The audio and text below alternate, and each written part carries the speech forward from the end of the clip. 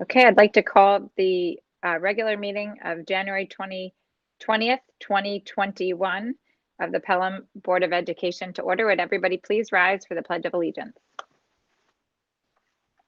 I pledge allegiance to the flag of the United States of America and to the republic for which it stands, one nation, under God, indivisible, with liberty and justice for all.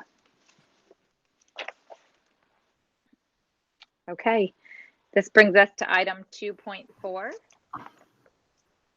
Reiteration of the executive session motions. Sue. The board met in executive session to discuss the employment history of a particular person. Thank you. I don't have any opening remarks because I'd like to save the time for Dr. Champ's mid-year update. But I do want to remind everybody that because we're meeting via video conferencing, should you have any public comments for tonight's meeting, please email me by 8:15 at jddomenico@pelhamschools.org. Be sure to keep your comments as brief as possible as I have to read it into the record, and to include your name and your Pelham mailing address. Thank you. So this brings us to section 3, which is approval of the minutes. Do I have a motion to approve the regular meeting minutes of January 6, 2021?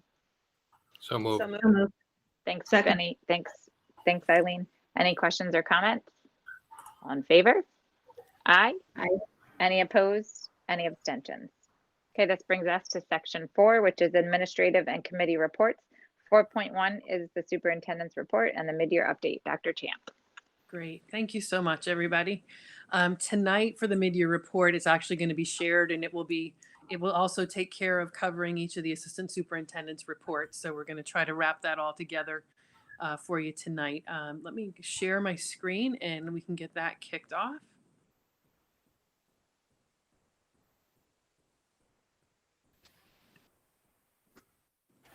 Okay, can you see that?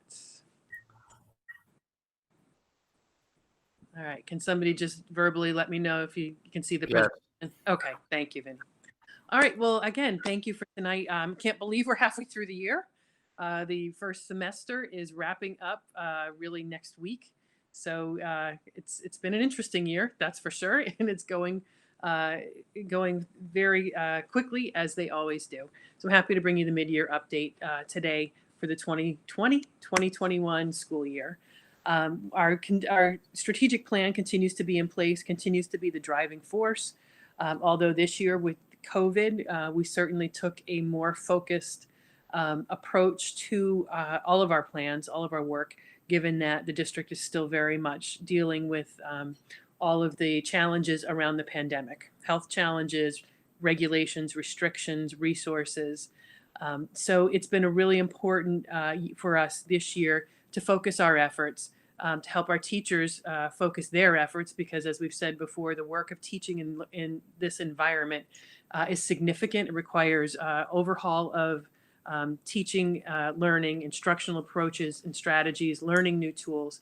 So our teachers have been really doing a heavy lift, and our administrators have been right there side by side with them, doing that heavy lift. So because of that, we really stripped our focus down this year to working to provide physically and emotionally safe places for our students and staff where they can be their authentic selves, which we believe wraps together attention on the whole child, cultural competence, and authentic learning into really one statement, as well as trying to survive each day. That really has been our goal. At the same time, our big picture goal continues to remain to develop empowered, adaptable, well-balanced individuals who are equipped to meaningfully contribute to our local, national, and global society. And again, this year has presented really unique opportunities and challenges to that. We think our students have learned a whole new set of skills that none of us would have ever conceived of, but at the same time, they're finding ways to thrive in this new environment and actually leading and helping us in many ways. Just to start us off tonight, I'm going to toss to my colleague, Dr. Garcia, to walk us through some of the highlights of this year's work around authentic learning in the COVID-19 environment. Sure. Thank you, Dr. Champ. So yeah, this whole experience has been very authentic for us because we've all been living with not just obviously being educators and teaching and learning, but as Dr. Champ said, surviving the pandemic. ultimately we're just mostly concerned about the health and welfare of all our kids and all the staff and faculty and the community members, and then of course our own families. So it's been a challenge for all of us, and as you're well aware, we're still in the height of this pandemic. So at the outset, we really had to develop a new hybrid schedule, a full and also a fully remote learning plan for our students. And as many of our kids have experienced in this district, and especially now with the middle school, we've blended between hybrid and fully remote, and really had to tweak a few things along the way. And our goal really was to be seamless. The shift between both models is very important for us. So with that said, we had to spend a lot of time this summer assessing the different supplies, the materials, making sure that we provided our teachers with the right professional development throughout this whole process, and that also continues today. On the hardware side, and I'll talk about that in a few minutes, we had to make sure that the kids had all the devices, that the families can actually connect to the internet at home, and then with that, with the new learning environment, a whole new system and approach to teaching and learning using virtual experiences, online applications that we may have never used before, now that we've become a little bit more comfortable with it. But still, it's an ongoing process. So that, just like G Suite and Google for Classroom for the elementary schools didn't exist really for us at the outset of this pandemic, and now it's really become the lifeblood for us. Again, we have ongoing professional development for our teachers. The half-day Wednesdays have been very important for our teachers to make sure that they are ready to thrive in this hybrid and also full environment for our kids. And any additional resources, it's always a continuous experience for us to see what works, assess it, plan for new programs and applications. And that will also lead us into next year, thinking about what we need to sustain for next year, which is, again, a little bit of the unknown for us in education, K-12 across the country.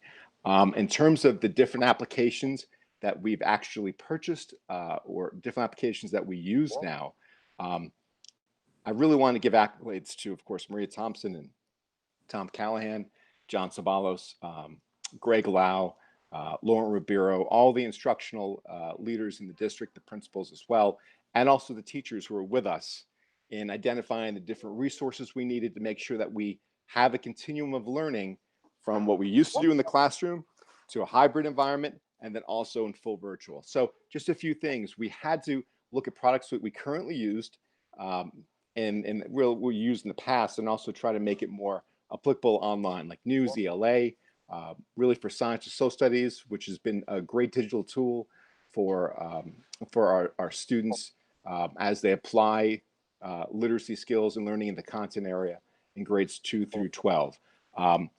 Also Foundations, which is key to our literacy program at the elementary level in grades kindergarten through second grade. We had to make sure the kids at home actually had the phonics kits themselves, in addition to have some online components to it.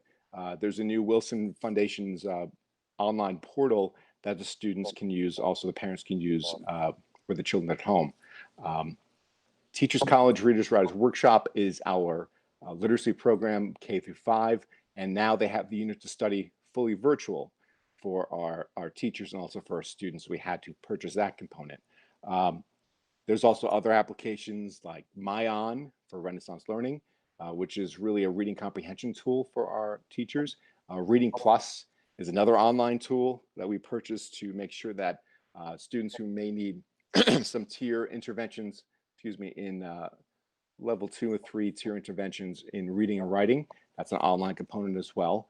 And then just overall, we still continue some professional development, which is where we have some TC PD personnel come in and work with our teachers and engage with them to make sure that we are developing our acumen and making sure they're following with fidelity the balanced literacy approach. There are also other applications in mathematics.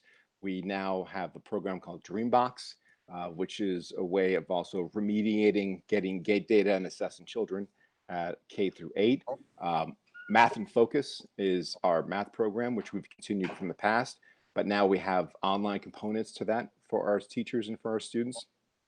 New things that we've found out to make sure that we are assessing our kids and monitoring their growth, something called Delta Math.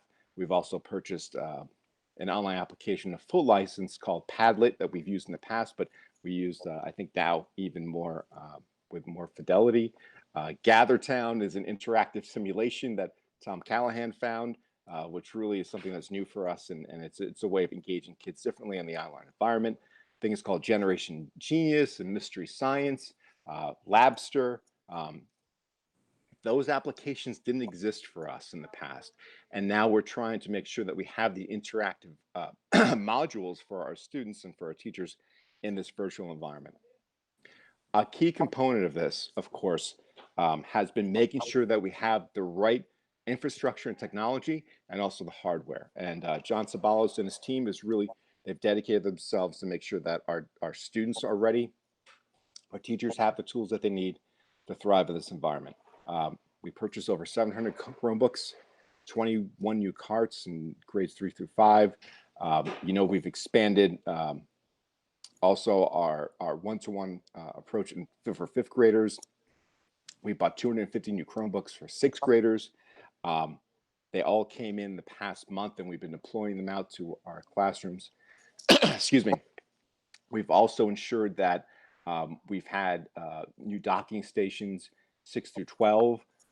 So that allows staff to use the district issued laptops in the classroom, eliminates that need for sharing devices in the classroom. Every teacher K through 12 has new document cameras to assist with streaming content and communicating with our students at home. John has also upgraded 245 access points using our E-rate federal money over the summer. In addition, I know the board is well aware of this, but we increased our broadband even before September from 200 megabytes to 1 gigabyte to increase that speed and access for our classrooms to the home environment, and many other software applications to make sure that we are ready to go for our students. We've also been able to make sure that, again, we mentioned that parents who may not have access at home online, make sure they have wireless sites that they can access for their kids to our schools. Infinite Campus Portal has been expanded K-5 for our elementary kids. More VPN accounts for the administrators to make sure they can access online components at home, especially with the finance manager and different applications that we use for the business side. And we've had really the benefit also of a new staff member who specifically has been working with our technology elementary students, Lisa Mastro, who's a technology teacher. She was a kindergarten teacher. This year, she's spending so much time making sure that all of our elementary teachers have the support they need to make sure that they actually are engaging our kids in this virtual and also our hybrid environment. We've also employed some of our secondary teachers to help with that as well. So it's the instructional piece to try to make sure we engage and empower our kids in this new hybrid online environment, but also making sure that we have the backbone to the background and the backbone to be able to support that work without any major technical issues. So that is really as authentic as it gets in terms of trying to make sure that we are prepared to suit the needs and also address the learning needs of all of our kids. But we're still in that learning curve, and we'll make improvements along the way too. Steve, could you touch just a little bit on the rollout of the innovative furnishings? Yes. Grace? Yeah, so you know that there are two other really major applications with our strategic plan and our side, which is the use of space and time differently in our schools. So the use of time, we've definitely used time differently, not the way we've really wanted to in terms of changing schedules in the future. We've really played with that at the elementary level, but we still have to tackle the secondary level when the world comes normal.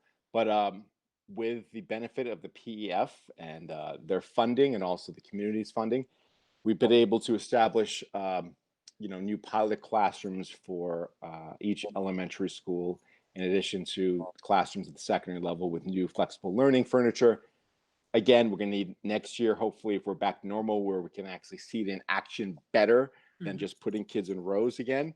This is sort of like the holding pattern, but all of our libraries have been established to have the new furniture in Colonial, Prospect Hill, and just most recently at Siwinard School. So that's really been exciting, especially at Siwinard, to open up that new space for the kids and a new library for them, which they really didn't have that real dedicated, clean, flexible space that is really, I think, just a 21st century experience for our kids. We can't wait for more of them to get in there at some point. And that the Hutchinson School, the new school, also have some great furniture for their kids. Again, we want to thank the PEF for funding those initial steps for us. Also, the middle school has wonderful furniture that they've supported our work, and also the PEF has really been instrumental this year to help us purchasing a lot of the software and online applications for our students to help us in this hybrid and full virtual environment. So again, we want to thank them as well. And the civics also been very helpful, and the PTA has been very helpful for us to make sure that our kids have everything they need to really thrive in this environment, considering the pandemic circumstances that we're in. But again, with the whole innovative classroom, we're really looking forward to the future when we can see the kids back in the school and really see how it could possibly change the learning experience for kids. Thank you. Sure. Julia, would you like to pick up from there? Share a little bit about the whole child in the COVID environment. Sure. Thank you, Dr. Champ. Social emotional well-being has never been more important in education. As we all know that, being healthy and safe is what's needed before learning can take place. In planning for the school year all through summer, at every step of the decision-making process, we made sure that the well-being of our students was always a priority. And of course, since the school started, we have also put a great deal of additional supports in place. Our psychologists, counselors, social workers, they've done an amazing job addressing various needs of individual families, as all the needs that people have are very different from family to family. To name a few, in the elementary schools, before school started, our clinicians had created videos for parents on how to identify stress and how to respond to stress in children, helping them, to cope with stress, dealing with transitioning back to school in an environment that is completely different than when they left school last March. And, looking back, 4 months later right now, I have to say that our students have done a wonderful job despite the challenges and the changes that they had to deal with. And, a lot of it is, I thank the parents and our teachers and the staff for that, as it would have been impossible for our kids to be as successful as they have been the last few months, without them. In the last 4 months, for those students who did have a little more difficult time learning in the new environment, we provided individual support for students and families on many different topics, whether it is, at-home learning, students' mental health, addressing it at home, making referrals to outside community resources. And many of our, families also have outside private resources that our clinicians also stayed in contact with, so that we can really support the student from both ends, from the home and also the school environment. Our teachers and staff were also trained before school started on trauma-informed teaching. And for the last few months, they've really continued to collaborate and support individual students as they were identified for needing support. Our MTSS teams have been hard at work trying to identify students, whether they needed academic or behavioral interventions. We've also been running many different types of groups, including social groups as needed. They made sure our clinicians have been, everywhere, around campus. They're in the classrooms. They are assisting with arrival and dismissal during lunch and recess. And as these are really, really nice and good opportunities for students to for our clinicians to really see how students are doing overall, not just in the classroom, but also at recess. So that's what they've been doing. They've also been making sure that they're touching base with all of our fully virtual students, as you know, depending on the school, we have a great deal of students that are fully virtual. And I think especially over the last couple of months, we've had many students that did not really come into fully virtual, but they've been kind of coming in and out depending on how they were feeling because of the ups and downs of, you know, well, actually it's been more up in terms of the number of, you know, COVID cases, but we've been doing everything. We've been flexible, trying to address the needs of different students. In the secondary schools, very similar. We try to do what we did in the elementary for also secondary. Obviously, you know, what we will be offering for students would have to be age appropriate. So, you know, our clinicians also provided training to our teachers and staff on recognizing and supporting students through this pandemic. They've been working, let's see. Oh, they've been working very closely to, you know, identify who requires intervention. And it very similar to our elementary school students, majority of our secondary students have really done an incredible job, and they've been very resilient. Coming into this, you know, unknown, very different environment, learning environment, and they've done very well. But obviously, we do have students that did have, you know, challenging times, and they're still going through very difficult times. And so, our clinicians are working with, you know, families to cope with stress and isolation. The both middle and high school buildings, they continue to have the MTSS team really process data, look at, you know, who's having difficulty. They are providing and recommending intervention for counseling, whether it is individual, group. We also have new DBT groups that are at level 3, tier 3 intervention, depending on what the needs of the students are. They are also providing morning check-ins, attendance intervention, emotional support groups for fully virtual students again. They've also been really reaching out and working with community resources to provide wraparound meetings for families that may need additional support. So they've really been not just really looking at the resources within the school district, but really incorporating what's outside as well. And we're also working with the civics. I know I think we talked about this at the last meeting, to help students after school, especially for academic support. And I think it was Sue that asked last time whether it was virtual or in person. And actually, they did confirm that it was both in person and virtual. So we're doing everything we can to support the students and meet the students where they need the support. In terms of the social emotional learning curriculum, we continue to do the responsive classroom training. We have our second cohort of teachers that did the first 2 days over the summer in August. And then we're going to be finishing up the 2 additional days of the training in the spring.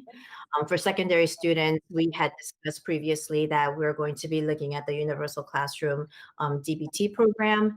We had our health and physical education teachers trained in the fall, and we're really looking to see if we can pilot this in the spring, and we definitely hope to have this going in the fall next year.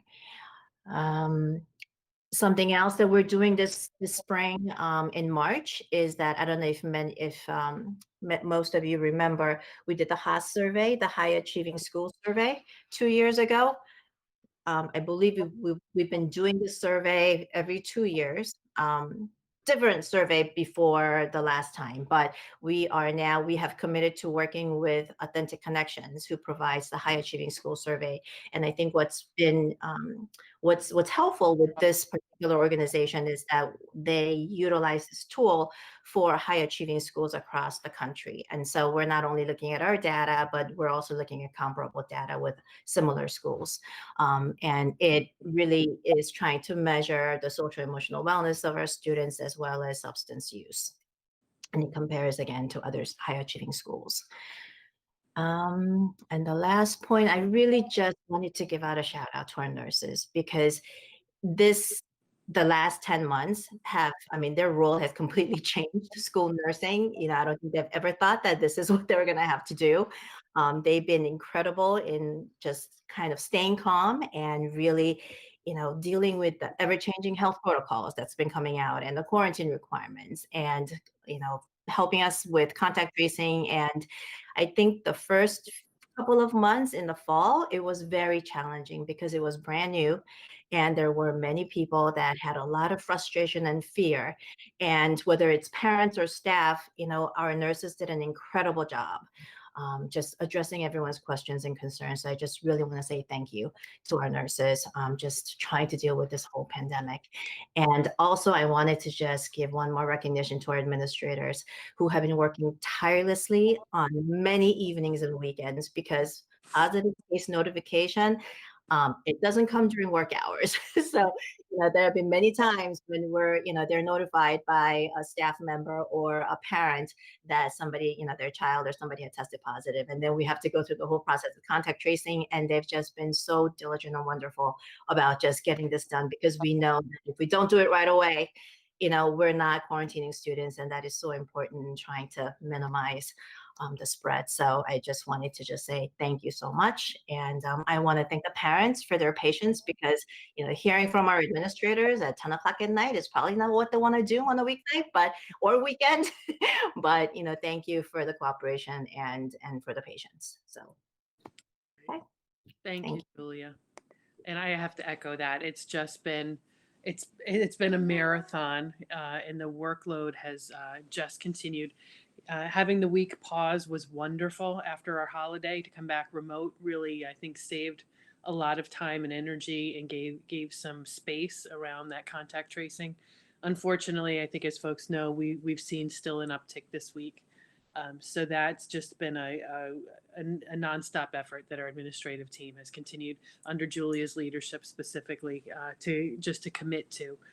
So we can't thank them enough, and looking forward to better days, looking forward to the slowdown of some of the spread of this disease at some point in time. And I should say too, as we're going through, and I appreciate, my cabinet sharing in this, this was such a different year because we couldn't sit down in the summer and plan out the next 18 months and, lay out what we, the typical approach to what a year would be. But, as I put this presentation together, I really felt very proud of what's been accomplished. And it's been really out of a responsive approach to the conditions under which that we've all been functioning since March.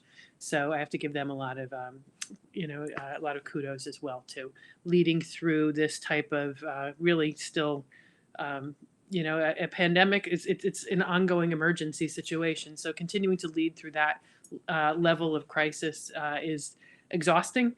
And challenging, but by the same token, I'm just proud of the work that everyone has done in those conditions.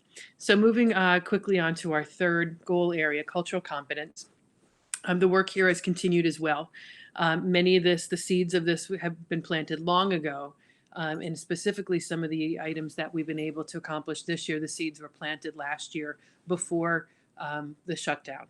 So really excited this year to have kicked off the year with some foundational anti-bias training and anti-racist strategies for all staff on opening day. We've been working over the years to bring even our monitors, our lunch monitors and our hourly monitors in for more training and development. So we were able to train all staff in this. Sorry, I've got some pop-ups from my computer. So we're able to start the year off that way to really plant a flag on our focus for the year. We've continued to work with NYU Metro Center, and we're continuing to roll our equity audit out to the community. I've been meeting with all the PTAs, looking forward to expanding that discussion to many of our community organizations and partners, for really just to build awareness, to find time to reflect and to discuss it, and to help us to identify the priorities of what are the action steps we want to take as a district. So we do foresee that rollout continuing, those conversations continuing for the next couple of months, so that we can really get a lot of input into identifying what those next steps forward will be. Our administrative team is continuing to work with Brendan Franklin Campbell-Jones. We could not continue the cohort approach this year given the demands of the COVID environment, but we are continuing to maintain that relationship focused on team building and discussion and dialogue. I've got to give Maria Thompson credit here as well, and Steve touched on some of the curricular work that's been done, bringing in professional development from Facing History and Ourselves. They've been providing ongoing professional development and coaching, especially at the secondary level. She's been working to working with teachers to implement pieces of that curriculum. Also, there's been a lot of work done at the elementary level, work that was done more in-house by our teachers, drawing from some great resources on work around equity and diversity so that we could improve our approach to dealing with issues of diversity and equity at the elementary in a more direct way.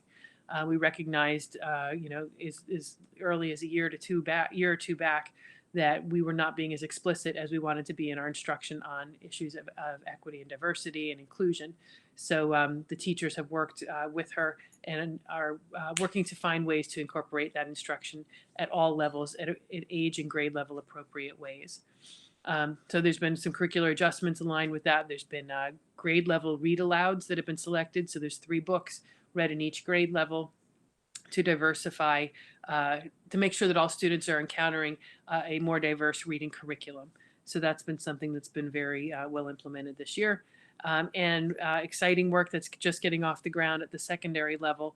The recommendations that came straight out of the audit are student equity leaders. So we're identifying students at the middle school and high school level to be trained as equity leaders, to have conversations with peers, raise issues of student voice, and also to eventually even potentially work as resources for our staff and our faculty to share what the perspective of students are, what is it like to be a student of color in our school community, and how is that experience driven by experiences in the classroom? What are ways that we can shape and improve and make that better for all students?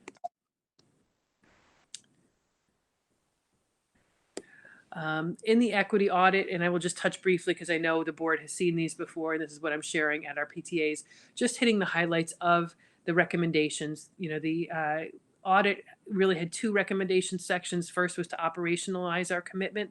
So as I said, we're working on developing the roadmap of what this will mean for us. Now that we've had our strategic plan was developed with a focus and a strong goal on cultural proficiency. We've gotten the audit. So now how do we look at that? How do we reflect on that work and decide what the right next steps are for us? So we're in the process of that. Eileen Miller has been part of our cultural competence committee, and it's such a big committee again this year, which we're thankful for. We're splitting into subgroups, one of which will be looking at creating and drafting an equity policy, which will then go to the the policy committee, which Eileen chairs. So it's perfect natural connection there. So we're hoping to develop an equity policy at some point this year to drive our work going forward. We have partnered with Westchester BOCES Action Network. It's a group of like-minded districts doing work around diversity, equity, and inclusion. So we meet on a monthly basis at the leadership level. It also gives us access to a variety of professional development and learning opportunities, job fairs, etc. They've encouraged us as well to focus our professional learning on capacity building. So again, we're doing really a limited amount of professional learning during the school day this year. We're again very attentive to trying not to pull our teachers out of class, but also being attentive to making sure that we are moving forward in building our own capacity around culturally responsive education. Leveraging the brilliance of young people, of course, that goes back to our equity leaders. So we're working there, and we're continuing as we roll out the plan.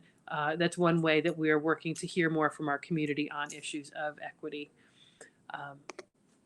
There are other specific recommendations for us. And again, these are ones that we're starting to prioritize and determine what are the actual next steps. So how do we build more positive relationships across the elementary schools as our students move through from K to 5, so that when they come to 6th grade, they have existing relationships and see themselves as one district as opposed to 4 schools with very isolated different student populations. So we're looking for ways to build those cross district bonds early on. We are small districts, so we haven't needed massive data collection systems as compared to larger districts, but we are working to try to improve our data collection so that we have ways to look at our data. We don't want to back into a narrative. We want to be able to take our data and see what it tells us, look at root causes, and then identify what are the areas that we need to then respond to. So we need to build the system. That's what we're doing now. That'll give us the tools to then look at race-based patterns of disparity. And to be honest, we also look at the intersections. What socioeconomic, gender, LGBTQ, religious. We can look, how do we look at all the different diversities of our students, students with disabilities, and what are their experiences through our schools, their access to programs, their success in our programs. So we need the data in order to look, then we need to look and then identify what are those functional pieces of our organization that may be influencing student access and student outcomes, and how do we shape those to try to eliminate disparities and help all of our students find great success. So again, that leads into the ensuring equity and access. And then the final piece, and this was embedded in our strategic plan as well, it continues to come up as a recurring theme, is diversifying our hiring. So how do we increase the pool of candidates that are attracted to Pelham so that we can work, long-term towards the goal of our staff being more reflective of our community and our students in our schools. Specifically, these are some actions that we've taken already this year. As you may remember, I believe it was towards the end of last year, we registered with the NEMNET minority recruiting website. So we're continuing a presence there, an ongoing presence, actually advertising positions as they open up. And they offer professional learning opportunities as well. So a number of our administrators were able to attend a hiring process workshop that was really great, and we're incorporating some of the recommendations from that workshop into our hiring processes going forward. And we have a subcommittee of the Cultural Competence Committee that's focusing on hiring practices specifically. So they're going to be able to take the work that they learned from that workshop and various other resources and make recommendations to the district about how we can continue to improve our hiring practices, start to finish, in order to work towards that goal of diversifying our hiring. Just wanted to list some of the current known anticipated openings that we have coming up in front of us. So as we know, we have a colonial principal to hire for. Thanks to Susan Gilbert for putting in a full year with us to lead through one of the most challenging years in education. We are starting that process, though. We'll be advertising in the New York Times. I believe it's the end of this month. Those ads should be coming out. So the posting period is opening, in the process of setting up focus groups and thought exchange so that we can start to develop the leadership profile. And we anticipate bringing candidates to interview with the Board of Education at some point in April. Additionally, we're aware of 3 teacher openings due to retirements. Thankful for our teachers and all that they have put in and their service to the district for so many years. It's always bittersweet when teachers make that decision to retire. It's always a huge loss of expertise, talent, and commitment to the district and to our students. At the same time, it's wonderful for them to think about moving to the next chapter of well-deserved retirement. So we do anticipate 3 teacher openings at this point, a school counselor, 2 TA positions, and 1 clerical as a result of retirements at this point in time. At this point, I'm going to toss to Jim Rickey to take us home for the last couple slides on the mid-year update related to budget and our bond projects. Thank you, Dr. Champ. This all seems pretty familiar, and as the great Yogi Berra said, this is like deja vu all over again as we work ourselves into the budget season. Again, this is a process that we really never stop, and we're always mindful of. We began the process this past fall. More recently, we've been holding meetings with our leadership teams, more formal meetings, though we do have informal meetings in the December and in the late November time period. We're going through our scheduling and staffing needs for next year. We're looking at our enrollment reports. And of course, next year, we know that there'll be some different intricacies, probably at the younger levels where parents decided to move their children to other kindergartens or they decided to hold their students back another year. So it'll be interesting to see where things turn out as we work into kindergarten graduation for the upcoming year. But as we look at our priorities, we want to make sure we align with our strategic plan. We take care of our needs, really. I mean, that's obviously what it seems basic, but it's always a matter of what do you need versus what do you want. It's got to be tax cap compliant. We know that because that's how we want to push this forward to the community. And we know tax cap compliant passes with 50% of the voters plus one. And this year that's going to be difficult, and we'll talk a little bit more about that later, just because we know the CPI is certainly lower this year than in prior years, and we want to make sure that we have a sustainable budget. And again, these are the challenges that we're going to be coming across, especially this year. We always talk about the budget being the perfect storm, and it seems to get more perfect every year. And this year seems to be one of those, because we have to deal with what's going to happen with our state funding, and the state funding is really leaning up against what happens at the federal level. So those are the things that we've got to think about and that we're going to work through right now, and especially with the governor's budget that was recently passed. Another large part of our job right now, and what we've done this year, is our bond referendum. As just to kind of refresh everybody, the Glover complex is completed. The field work anyway is completed. The work that was postponed on the culvert and the bullpen and the batting cages at Glover is currently in progress, and we expect that to be done in the spring time frame. And as soon as possible, the vendor is really eager to get that work moving. The new tennis courts are completed in a beautiful US Open color scheme, and we know they were used by our students, and certainly we know people were very excited to use them. Hutchinson Construction, I think you've seen a lot of pictures about what's happening there. Yesterday, we had an opportunity to walk the building and look at that great progress. The timeline is for that to really be substantially completed in the June-July timeframe, so we're on target, which is really great at the Hutchinson project. And we're starting to work on how we're going to fill that building with furniture and then do that move from one building to the other. Here's a great picture. It's one of the many before and after pictures that we have. And I think, let's go back 2 years, and we have that big mound of rock that we started with before everything else. So this is just really tremendous. You're really looking at the same picture with a little bit of a time lapse there with our steel work up, and now yesterday with the brickwork and the coveted balcony above that that front door there. And it looks very, very striking. It's a beautiful building that we've got going up there. At the same time, we're working on fitting out 314 Pelhamdale for use as administrative offices. That work is targeted to be completed in the February-March timeframe. That's got to be done so that the internal office moves can happen, so that we can start the internal renovations at the high school, middle school for this summer. So that's completed by the beginning of school in September.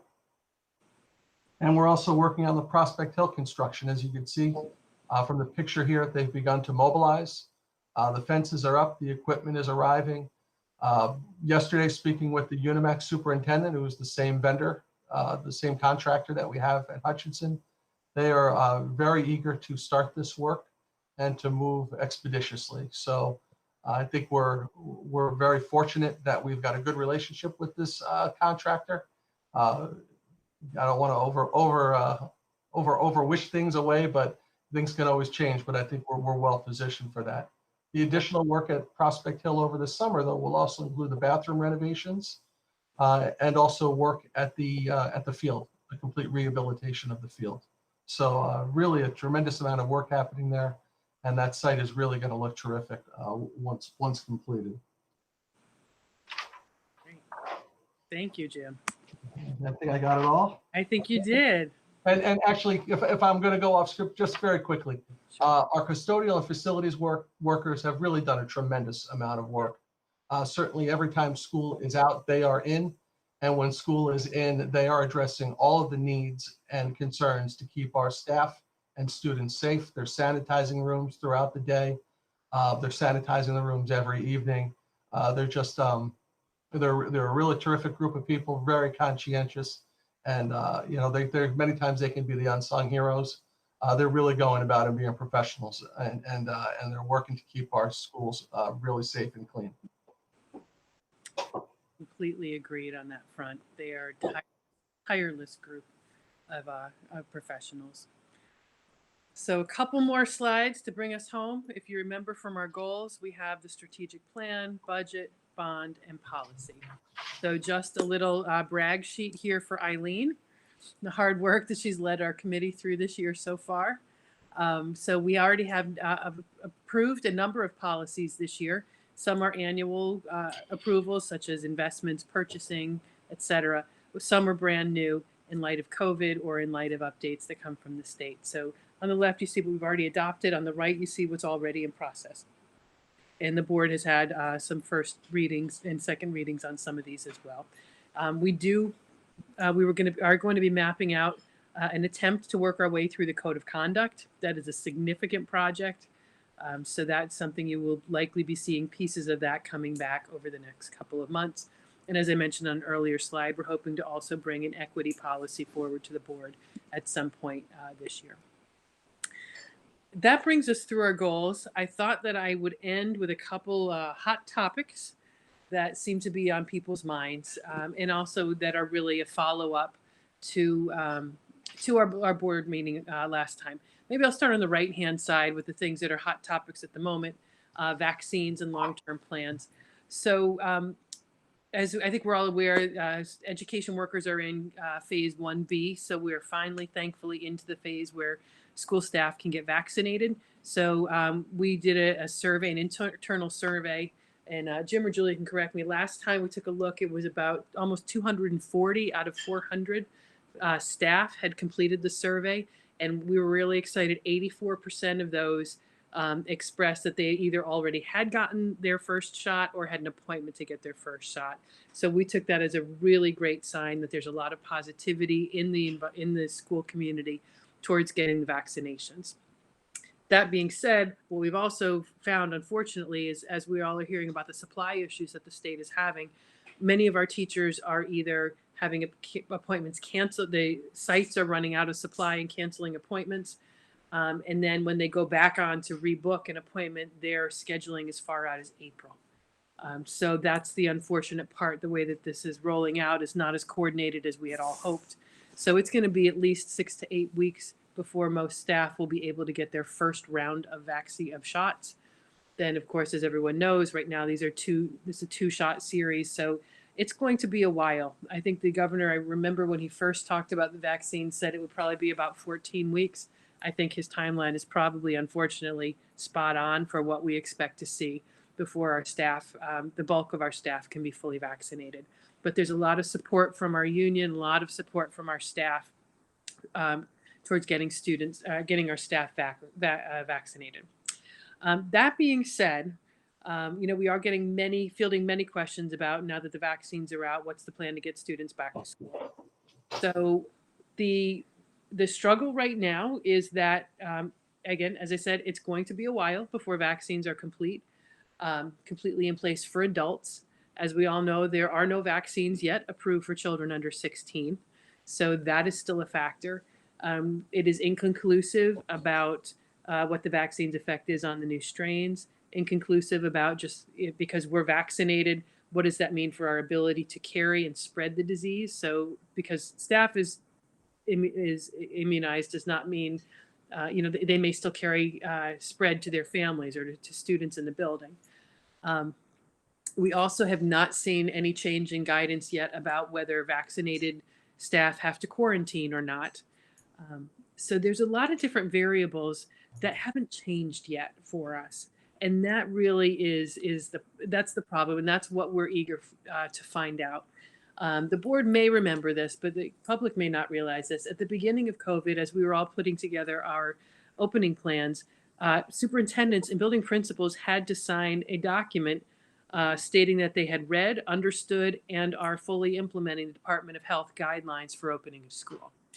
And I say that because that is where the 6-foot distancing recommendation is embedded. That, as well as New York State Education Department recommendations. That has not changed. So I say that because as the team has been discussing plans for how would we reopen, would we phase back in, at what point would we do it, what might it look like, the reality is that 6-foot distancing is the main driving factor. So until that changes, there's not a lot that we can do differently, given our space constraints. Our buildings, as we all know, large enrollment for small buildings, which is why we have the bond projects that Jim just highlighted. So given our space constraints and that 6-foot requirement, there's not a lot we can do right now. So until that changes with updated guidance, we kind of are in a holding pattern, unfortunately, which I know is maybe not the most popular thing to hear. But I generally, I want to be honest about where that is. There's a possibility if that 6-foot distancing goes away, we may be able to bring back all students at one point in time and not even have to think about a phase-in plan. But again, there's pieces of guidance that have not yet changed, and until they do, there's not a lot that we can change in how we're going about our practice and how we're running our current models. So principals are continuing to work collaboratively to see where they can make sure that we're maximizing space to the degree we can, and looking at space creatively and differently to see if there are other options. We're happy, and I know we've mentioned in prior board meetings, that we have been able to bring back a large portion of our highest needs special education students on a daily basis, our English language learners on a daily basis. So we continue to look for opportunities where they arise, but right now we are close to maximized. And right now, as we're still seeing cases rise. We're still seeing the new strains spread. So again, I think it was said at our last board meeting, now is not the time to make major changes. But again, we're needing to see changes in guidance before we can do that. There are many discussions happening at the superintendent level, and I'm sure at the cabinet level from all of my colleagues as well, that folks are really feeling like it will unfortunately be September before we see something more like normalcy.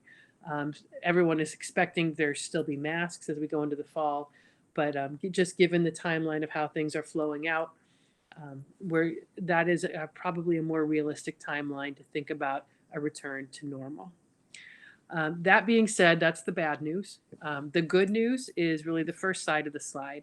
At our last board meeting, we shared the results from the thought exchange, and we were able to make some immediate responses to the staff, given the feedback that was there. But we knew that in looking at the parent survey, we were already able to address concerns around science and social studies, but we wanted to do some further conversation to see if there were some tweaks we could make to address some of the desire to see a longer school day. We talked about the Wednesdays, and we are preserving the half-day Wednesdays for the purpose of planning professional learning and professional responsibilities that are really keeping our teachers afloat and making this, especially the hybrid model, but making it sustainable long-term. But we do recognize the desire to get our students in school longer. So what I'm recommending to the board tonight is that beginning February 1st, so we need to give ourselves a week or two to give our community a heads up, give our staff a chance to prepare for the change, give our principals a little bit more time to talk about some of the details of the schedule. But what we're proposing is beginning February 1st. We push the start time back a few minutes. It's 5 minutes, but every minute counts. Our arrivals are going much faster. So instead of 9:15, we're looking for by 9:10 to get instruction up and running in the classrooms at the elementary level.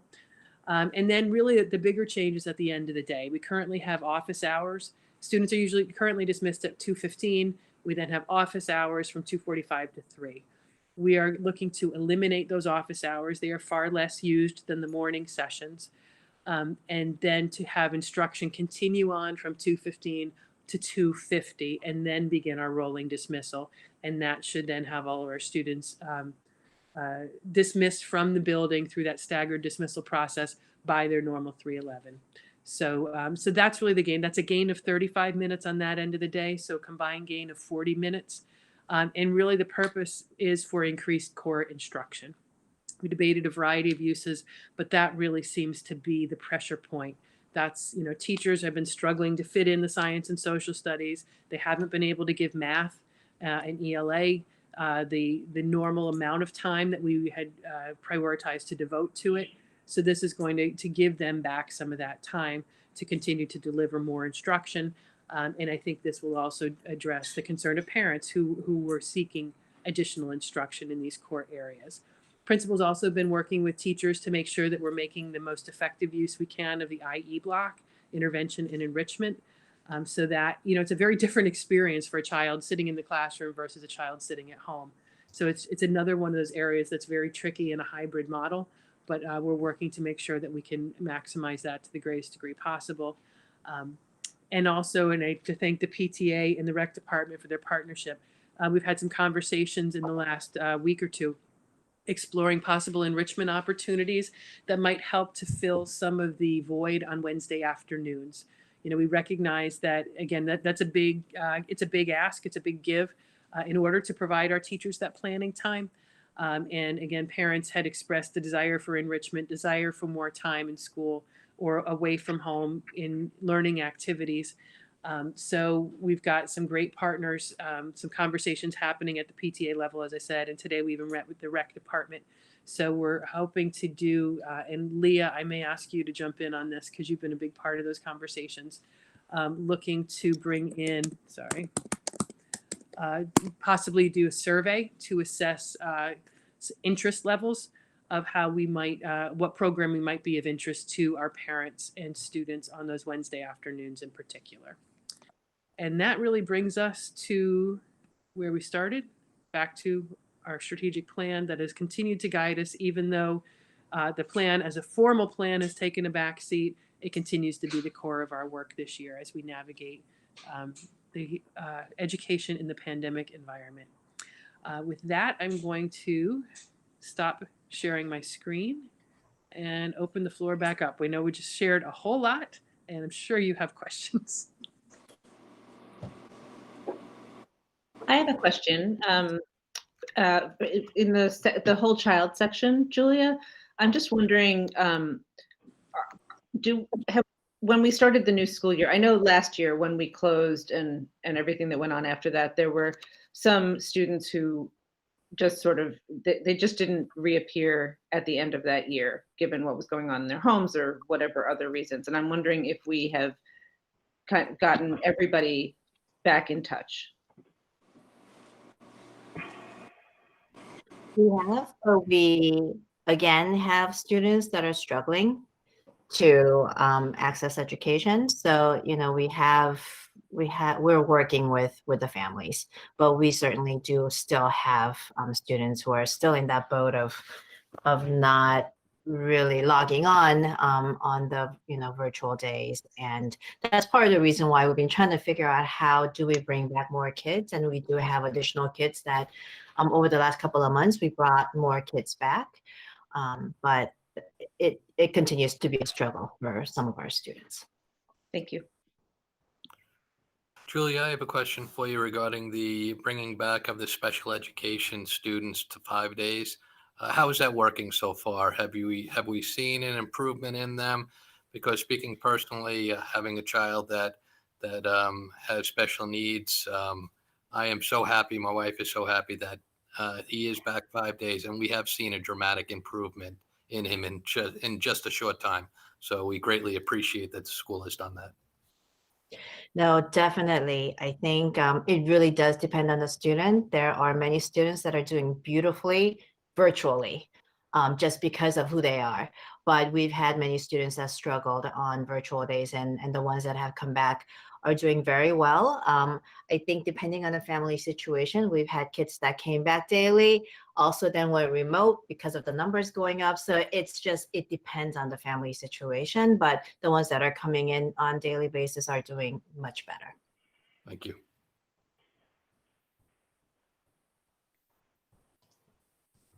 Along those lines, this is probably a question for Julia and for Steve, but how are we going to start assessing sort of the impact of this distance learning on the typical benchmarking of progress for all students? But we do have Ames Web data that we started in the fall, and then we'll be conducting those assessments again mid-year, the next actually few weeks. And then there's also the end of the year. Those are the typical benchmarks that we measure kids K through 8 let alone any standardized testing. We have no idea whether the state's going to continue with those grades 3 through 8 testing. Right now on the books, the answer is yes. We'll see if there'll be a change in that. That's also using standards and expectations which are sort of off kilter, because every child sort of experience some sort of break in their learning experiences the past year. But really, those are the tools we've been using, besides the day-to-day assessments, but also a lot of the tools I mentioned earlier, whether literacy tools and online assessments, but also the math assessments. We've just been working and trying to understand where the kids are. The short of it is that, are the kids at a different stage? If you compare typical years, are they behind? Well, it depends on what that norm is now, because all the kids nationally are kind of behind in a sense. But we've been trying to make sure that when we see kids who are struggling or that they seem that they're off their typical pace for progress, is to provide them with as many supports that we can offer, whether it's more AIS individual intervention services or group services.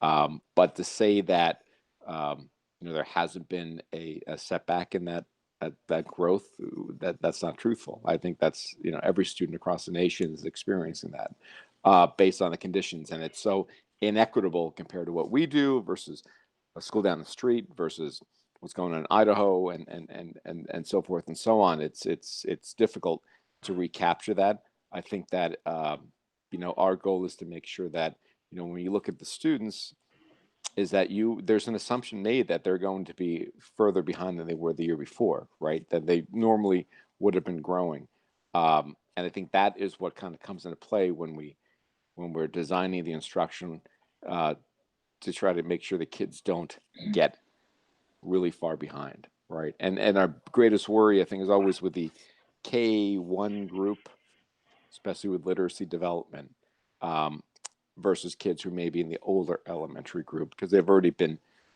working on their reading and their writing and progressing. I think that's sort of always been and the principals especially, that concern, to making sure they don't, fall that behind and become that far delayed. So we do have those traditional assessments, but it's also an ongoing discussion in the region, because I'm talking with my colleagues tomorrow, actually, at Northern Western Boces, about assessment and how far kids are behind, quote unquote, or they're ahead, or what's going on in other districts, to see what we can do to make sure that they're ready for the next grade level. The thing is that, the reality is that everyone is sort of in that situation. There isn't this magic elixir, I think, that certain school districts are doing, that are saying that they are further ahead than we are. I don't find that true at all. I think that when kids, the most important thing is we bring kids back when it's at that safe point, as Dr. Champ mentioned, right? When we're able to bring all the kids back. But I think it's important that we look even in the summertime, what type of experiences or programs we're going to offer our kids, to make sure that, if we identify certain students who need an extra support, things that we may not have offered in the past, we have to kind of find ways or see what's available that we can offer the kids who we know may be struggling more than others.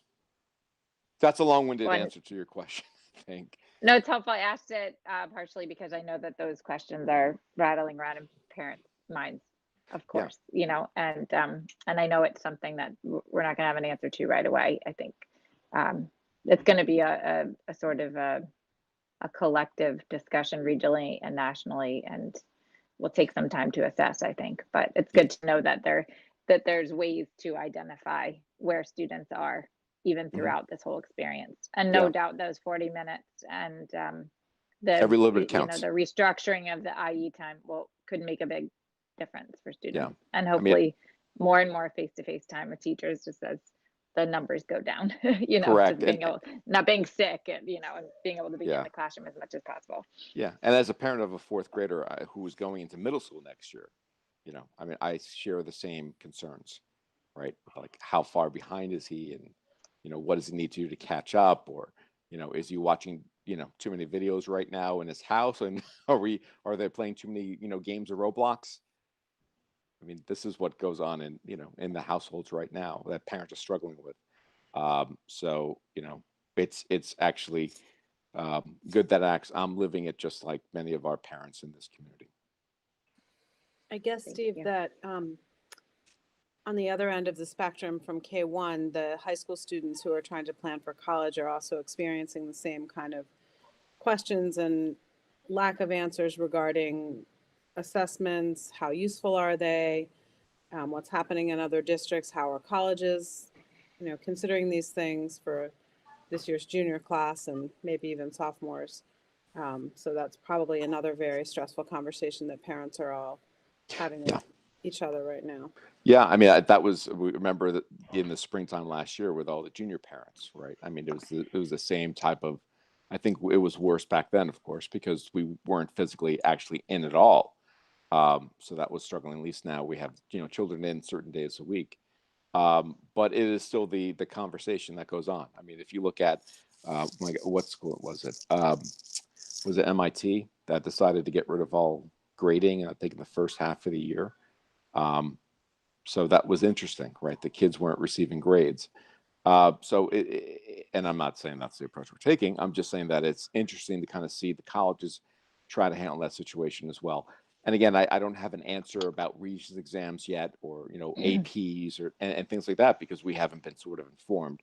I would hope that there's a thought about that. The decision makers, you know, the policy makers, and they kind of really think long and deep about it, just to kind of make sure that we're not going to, again, not hurt kids.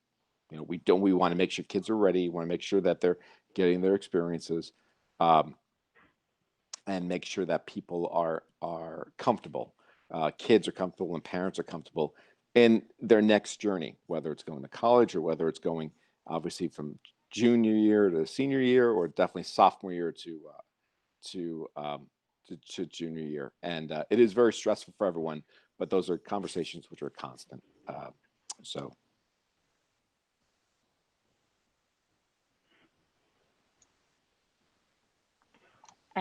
Any other questions? There's so much to digest and so many angles. I just have a comment. Yeah, I appreciate that the structure of this report that's being structured according to our strategic plan, because it says to me that we're not just looking to tread water. We're looking to push forward even through this, by keeping our eye on the strategic plan with everything that we do. So, you know, obviously some pieces of the strategic plan are becoming critical. I mean, the whole child is become a huge part of what we have to do day to day. But I do appreciate that you've structured this report on the strategic plan. I think that's very meaningful. Thank you. I've found it very interesting that even though, you know, maybe from a messaging perspective, we haven't led with the strategic plan this year, it still is the roadmap that's you know, it's undergirded everything we're doing. It's integrated. You know, and the design of it was meant that way, and it's proved to be really a solid piece of work to keep us moving in the right direction. So thank you, John. I mean, along those lines, I remember saying last spring, one of my greatest frustrations is that we had gained so much traction with our strategic plan. And that was something that in March through May and June felt like such a loss, you know, that we had like a setback. But it's very refreshing to hear this report and know that, to John's point, whole child has become that much more important. I've told Steve a couple of times, authentic learning has taken on a new meaning, you know, as I've seen my kids running around the house, grabbing eggs and doing egg drops, like from our third story of our house, you know, it's really, authentic learning has really taken on its true meaning. And thank goodness for a strategic plan. I know you don't create them should there be a pandemic, but if anything, maybe it continued to give us some direction during a difficult time. So.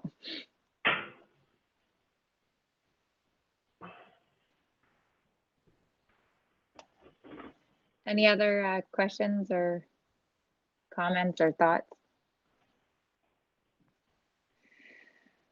Well, thank you for that. Very welcome, know and thanks to Steve and Jim and Julia for pitching in there. None of this work could be done alone, so it's good to have a team to share that with. Thank you. I echo the shout out to the nurses. My wife. Absolutely. I'm thrilled they're getting vaccinated too. Okay, very good. So this brings us to only 4.2, but I know the rest of the meeting will flow pretty fluidly, quickly. Board of Education Committee reports. We did have a community outreach and advocacy meeting last Friday morning, our first one of this calendar year.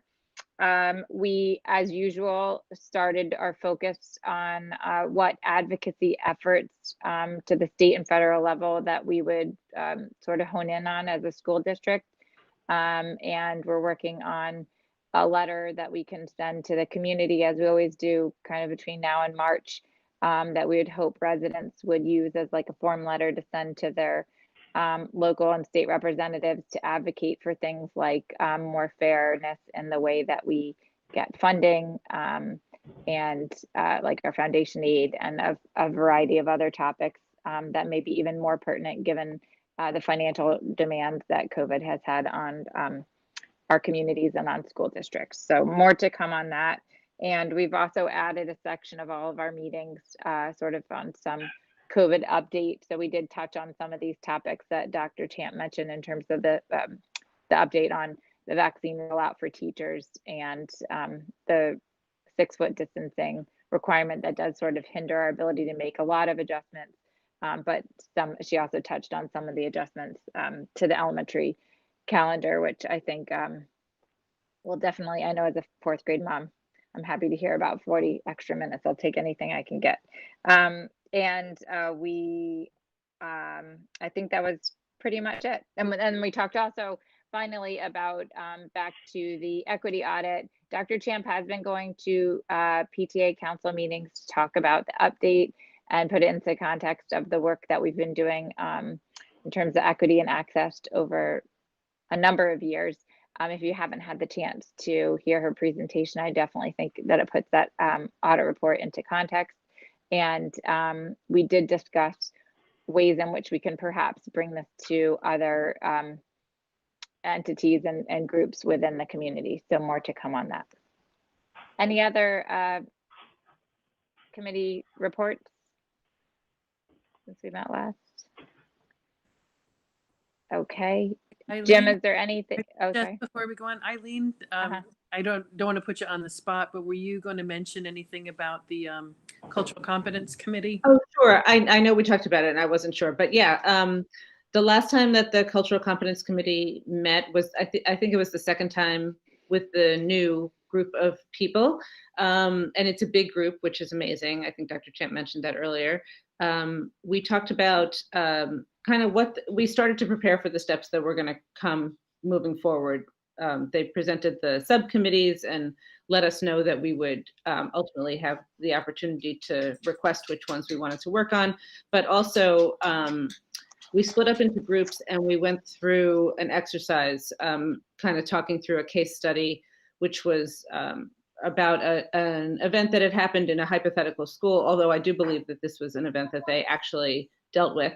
But for us, it was a hypothetical school that had been having racially motivated Zoom bombs happening in their classrooms. Very upsetting to students and of course teachers, and then sort of what the different reactions were in different classrooms, and we were meant to discuss them in smaller groups and just kind of talk about how we might envision handling those issues if they were in our schools, and what were some of the underlying issues around the different responses. Which was, I find that these meetings just continue to open my eyes to things that are going on kind of around us all the time that I may or may not have appreciated before. So I think that the smaller breakouts are really effective because I assume we're just sort of randomly paired with people who have lots of different experiences and backgrounds. And I think what it does is it's helping the committee kind of build some relationships, and then also creating an environment where everybody feels comfortable sharing their experiences. So it's very helpful. Great.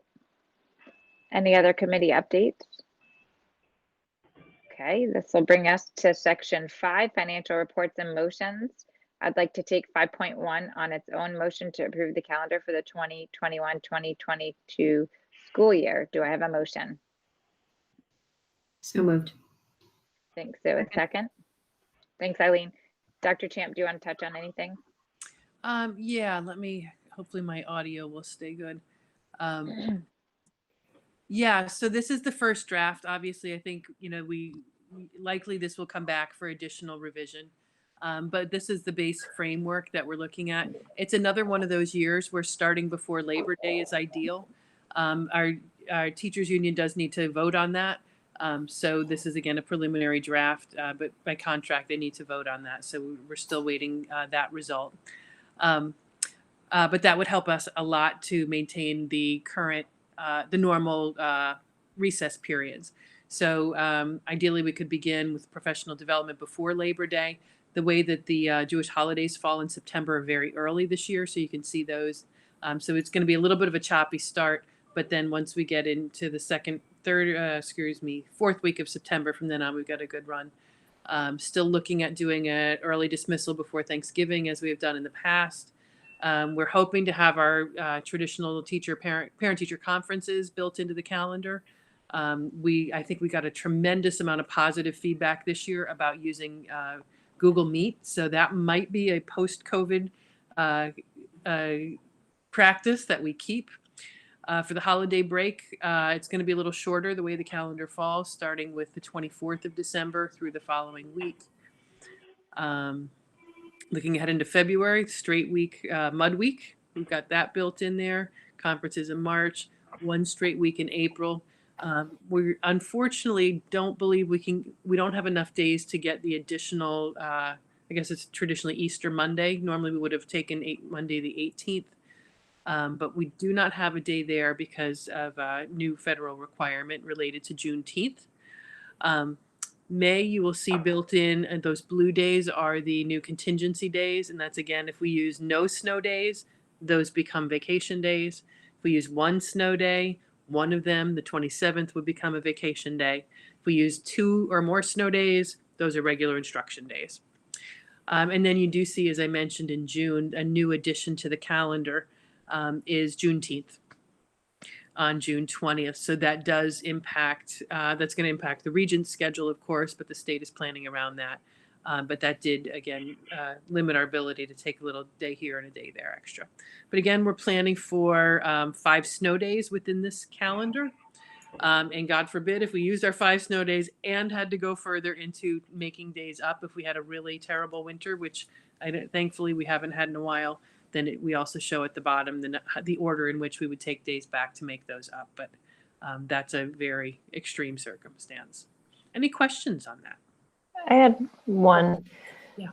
It was just, maybe it's just the way the calendar is written, but the 3rd of September, I was confused by that day. It's white, but maybe it's just because of the colors that are associated with the other days. It looks like a school day, but I suppose it's not.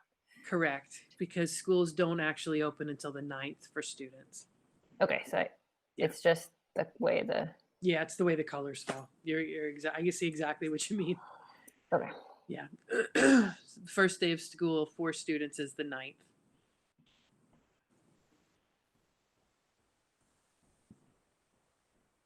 Okay. All right. There you go. Okay. Any other questions or comments?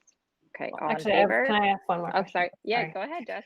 I don't really even want to ask this question, but there are no delayed starts noted on this calendar.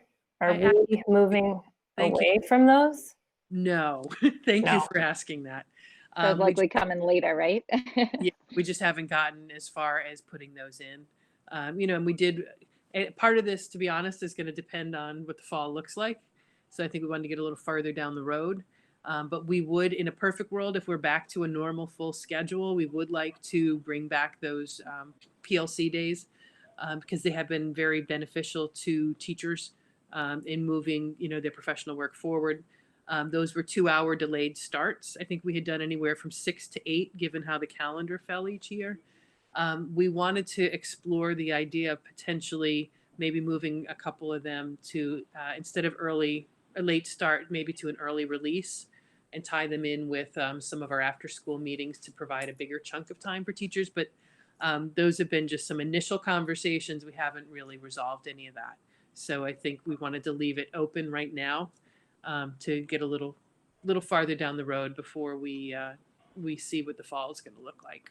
But we will be coming back likely with that change, and anything else that comes up. I don't think we have the final Regents exam scheduled for that year yet. So again, we're making some assumptions about the end of school as well. Okay, thank you. I had the same thought, just because I looked and I thought, I don't know why I looked to Halloween, but Halloween was a Sunday. I thought, ooh, I wonder if there's gonna be a 2-hour delay that Monday. I know Yeah, Dr. Champ is really good about that. And after Yeah, I would Super say Bowl that's Sunday, Dr. so- Garcia. I have to give him all the Oh, credit about Dr. Garcia, sorry the about that. strategic planning of those late start days. Yeah, we look forward to finding out when the Super Bowl is. Yes, so maybe we'll hold off on that until then, right? Yes, A so it gift will to definitely teachers, come back. parents, and students alike. Yes. Very good. Okay, any other questions or comments? All in favor? Aye. Aye. Any opposed? Any abstentions? Okay, I'll take a consent of 5.2 through 5.6. Do I have a motion? So moved. Second. Thanks, John. Thanks, Sue. Jim, anything you want to add here? No, they're fairly self-explanatory. Item 5.2 is a notification for change orders. Individual change orders less than $50,000 can be approved administratively, with notification being made to the board at the next board meeting, which is this one. We have 4 change orders, as you see. 3 of them are added costs. 1 is a credit. I think the net total is just under $6,000 when you sum up the 4 change orders. So those are the smaller ones. Items 5.3 and 5.4 have to do with items that were discussed at Bond Steering Committee, which are additional change orders at the Hutchinson School. They were originally taken off the bid or kind of put as an add alternate as part of a value engineering piece when the project was originally bid and awarded. And we did not award these 2 items. Knowing the other pieces of the budget for the capital projects, we're confident that we can move forward with these 2 items. One is for kitchen equipment at the Hutchinson School, and the other one is for sound panels at the Hutchinson School. So those are the 2 big ones. And the others we're buying a refrigerator or throwing away the old one. And of course, generous donations from the community members. I know Dr. Champ, I'm sure we'll talk about that. Okay, great. Do you have any questions or comments? On favor? Aye. Aye. Any opposed? Any abstentions? Okay, 5.7 is a motion to accept a donation. Do I have a motion? So moved. Second. Okay. For some reason, it's not showing on does anybody have the donation to read? I don't know. Oh, here we go. I see it now.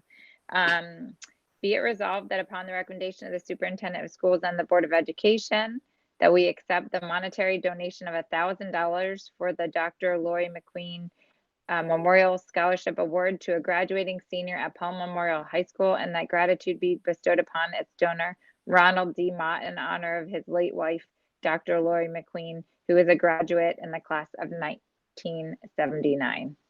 Very kind. Any questions or comments? All in favor?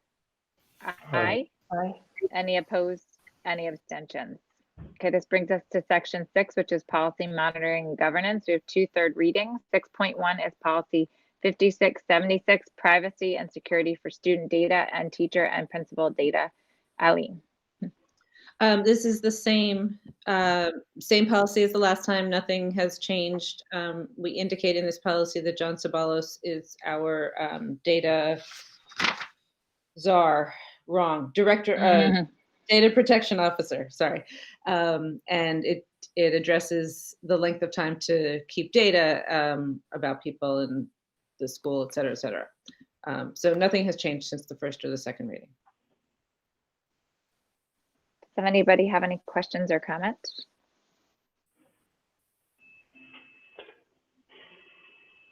Okay, so I'd like to take a motion to approve policy 5676, privacy and security for student data and teacher and principal data. Do I have a motion?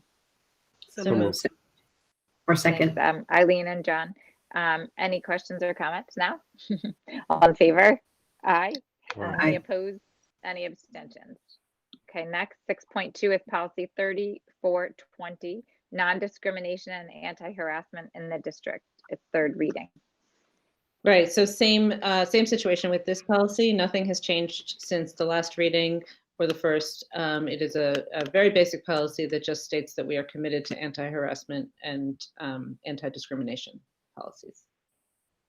Does anybody have any questions or comments on this policy? Okay, so I'd like to take a motion to approve policy 3420, non-discrimination and anti-harassment in the district. Do I have a motion? Thanks, Sue. And Eileen, any questions or comments now? All in favor? Aye. Aye. Any opposed? Any abstentions? Two more down, Eileen. Way to go. That's so exciting. And we're meeting tomorrow. So I'm sure by the next time we'll have more to talk about. Yeah, you need to hand us over some more. Okay, section 7 is superintendent's personnel recommendations. I'd like to take a consent of 7.1 through 7.4. Do I have a motion? So moved. Thanks, Vin. Second? Anybody? Second? Second. Thanks, John. Jim or Steve, anything you want to add? We're recognize our retirees in June. Yes, but we definitely want to thank Maria Sutherland and Joanne Lombardi for their many years of service to the district. There is one typo on this in terms of when Maria Sutherland started, and I need to confirm that, but it says July 1st, 2020. That's obviously wrong. It's more important than the second piece of that. That would have been a really rough time to start working. Yes. Quickly bowed out after one this year. Okay. That's wonderful. We'll be sad to see them go. I know Ms. Lombardi is a fixture at Colonial. So any questions or comments? All in favor? Aye. Aye. Any opposed? Any abstentions? Section 8 is People Personnel Services. We have a Schedule D. Do I have a motion? So moved. Sue, and I think I heard Eileen's voice. Any questions or comments? In favor? Aye. Aye. Any opposed? Any abstentions? Section 9 is new business. Any new business? Section 10 is communications and comments from the public. I have one email, if I can find it. Okay. This one is from Mr. Tom O'Halloran at 333 9th Avenue. I've directly voiced my concerns with this board's means and methods with which it engaged Metro Center for the Equity Audit, which took place over the summer. It's my contention, as well as several others in our community, that there are several concerns we'd like the board to address with a wider group of parents in the community. Summarizing a few of our general concerns, I'll bullet the following. 1, Metro Center was hired without an RFP or formal vetting process. 2, the hiring thereof was never put to a vote. 3, I contend this means and methods of the audit and sample sizes of the stakeholders of those interviewed were insufficient to produce accurate representations of our students. 4, based on yesterday's email, it appears now that Metro Center is hired again to now oversee the newly announced student equity leader training. Again, this was not put to vote, nor am I aware of an RFP process. Before proceeding further with any of the recommendations of the audit, I ask the board seek wider discussion and draw more visibility to the process and budget implications of this effort to date, as well as the board's intentions to adhere to the audit's recommendations for next steps. Thank you. And that's all I have. So this brings us to Madam Eileen. President, would you entertain a motion to adjourn? So moved. Do I have a second? Second. Thanks, Ben. Any questions or comments? All in favor? Aye. Any Aye. opposed? Any abstentions? Have a great night, everybody.